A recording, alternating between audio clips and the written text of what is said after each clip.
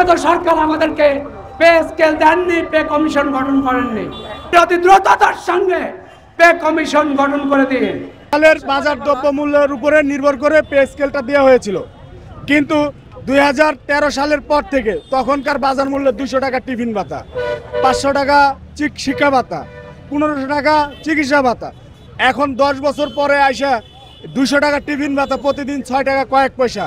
এটা কি হয়? অথচ বাংলাদেশ ব্যাংকের যারা চাকরি করে, বাংলাদেশ ব্যাংক যারা ব্যাংকের কর্মচারী আছে, তারা প্রতিদিন 400 টাকা পায়, আর আমরা মাসে পাই 200 টাকা, দিনে 6 টাকা। এটা তামাশা। একটা চায়ের দাম 10 টাকা, একটা বিস্কুটের দাম 10 টাকা, এটাও যদি হয় মাসে 800 টাকা, অথচ আমাদের 200 টাকা টিফিন ভাতা দিচ্ছে।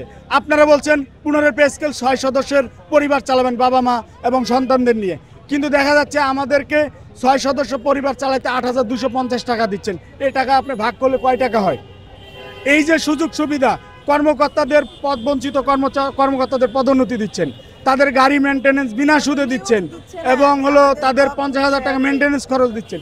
এই যে সুযোগ সুবিধা তাদের দিচ্ছেন, অথচ 11 থেকে 20 গ্রেডের কর্মচারীর বর্তমান বাজার মূল্যে ভাত পাচ্ছে না। ওয়ালটন আবারও মিলিয়নিয়ার অফারে ওয়ালটন ফ্রিজ কিনে আপনিও হয়ে যেতে পারেন মিলিয়নিয়ার। 4 মে থেকে 8 মে 2025 পর্যন্ত সকল সরকারি, আধা সরকারি, স্বায়ত্তশাসিত প্রতিষ্ঠানের সামনে 7 দফা দাবি সম্বলিত ব্যানার নিয়ে সকাল 11টায় অথবা সুবিধাজনক সময়ে 30 মিনিটের অবস্থান কর্মসূচি পালন করা হবে।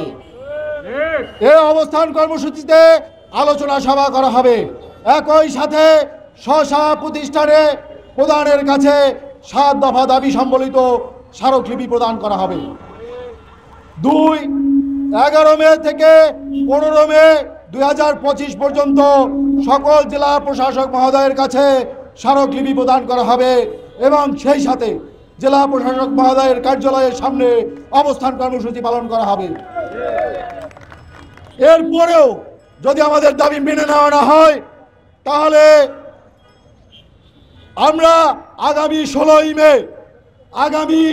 মে রোজ শুক্রবার সকাল 9টা থেকে দিনব্যাপী এই শাহবাগ জাতীয় জাদুঘরের সামনে 7 দফা দাবি আদায়ে অবস্থান কর্মসূচি পালন করব। আমি আবারও বলছি, আগামী 16ই মে রোজ শুক্রবার সকাল 9 ঘটিকা থেকে দিনব্যাপী এই শাহবাগ চত্বরে সরকারি কর্মচারীদের 7 দফা দাবি আদায়ের জন্য অবস্থান কর্মসূচি ঘোষণা করছি, এবং সেখান থেকে আমাদের পরবর্তী কর্মসূচি ঘোষণা করা হবে। নবম পে স্কেল হলে আমরা টিফিন ভাতা 200 টাকা পাই, সেটা আমরা সংস্কার চাই। আমাদের শিক্ষা ভাতা 500 টাকা দেয়, সেটা আমরা সংস্কার চাই। এবং আমাদের চিকিৎসা ভাতা 1500 টাকা, সেটাও আমরা সংস্কার। বৈষম্য, আমরা সমস্ত ভাতায় আমরা বৈষম্য শিকার। সেই আমরা নবম পে স্কেল, আমরা বৈষম্য মুক্তবিহীন পে স্কেল চাই আমরা। এবং এটা আমাদের 15 সালে হয়েছিল, বৈষম্যযুক্ত পে স্কেল দিয়েছিল আমাদেরকে। সেখানে আমাদের সিলেকশন গ্রেড, আমাদের টাইম স্কেল সব বাতিল করে দিয়েছিল, এবং আমরা এই নবম পে স্কেলে আমরা এই সুবিধাগুলি ভোগ করতে চাই। বৈষম্যবিহীন পে স্কেল চাই আমরা। 10 টাকা হারে বেতন বাড়ে, আমাদের বাৎসরিক বেতন 10 টাকা হারে বাড়ে, যা আমাদের মাসের 5 দিনও চলারও যোগ্যতা হয় না আমাদের। তাই আমরা প্রধান উপদেষ্টার কাছে, অন্তর্বর্তীকালীন সরকার, বৈষম্যবিহীন সরকারের কাছে আমরা নবম পে স্কেল চাই। 2019 সাল থেকে আমরা এই আমাদের মহার্ঘ ভাতা পে কমিশনের জন্য আন্দোলন সংগ্রাম করে চলেছি, কারণ সরকারি কর্মচারীরা আজকে চলতে পারছে না, তাদের সংসার চালাতে পারছে না।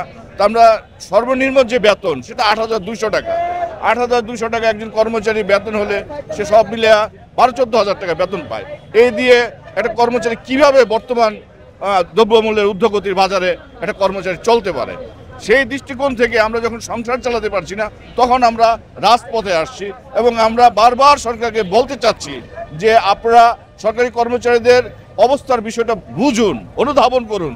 ডক্টর ইউনূস সাহেব, আপনি প্রজাতন্ত্রের আমলারা যারা এই দেশের বৈষম্য তৈরি করেছে, তাদেরকে আপনি বাড়ি থেকে ডেকে এনে, অবসরে যাওয়ার পরেও থেকে ডেকে এনে তাদেরকে পদোন্নতি দিলেন, এবং তাদেরকে তাদের বেতন বাদাবি প্রদান করলেন।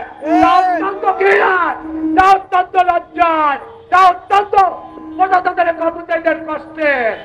আমরা প্রজাতন্ত্রের কর্মচারী, আমরা আমাদের পরিবার পরিজন নিয়ে কোনোভাবেই আমাদের সংসার চলছে না। আমরা বিগত দিনে বিগত সরকারের কাছে আমরা আবেদন নিবেদন করেও কোনো ফল পাইনি, কারণ বিগত সরকার কর্মচারীদের কথা শোনার চেষ্টা করেনি, আমাদেরকে কোনো সময় প্রয়োজন মনে করেনি। আমরা প্রত্যাশায় ছিলাম বর্তমান সরকার বৈষম্য বিরোধী সরকার, এই সরকার প্রজাতন্ত্রের কর্মচারীদের বৈষম্যের বিষয় বিবেচনা করে আমাদের বিষয় দেখবেন।